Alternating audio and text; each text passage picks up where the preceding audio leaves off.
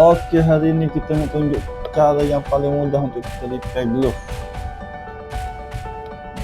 KUMITE.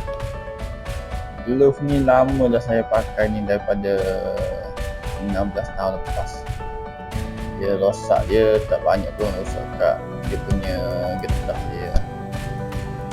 Kalau cara yang susah kita tukar getah, tapi ni saya tunjuk cara yang paling mudah. Saya pun tak pandai menjahit, jadi kita guna cara yang paling mudah tapi boleh digunakan. Barang-barang yang kita perlu ada cuma perlu ada gam je. Gam jenis macam mana tu tak kisah. Cuma saya pakai gun dulu lah. Senang. Kita gam je. Kita lipat. Lepas tu kita gam.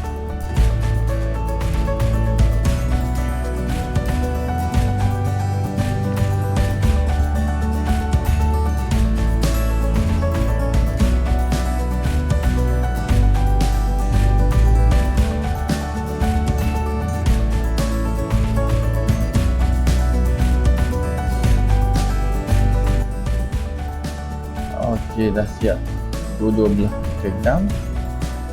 Nanti kita boleh test.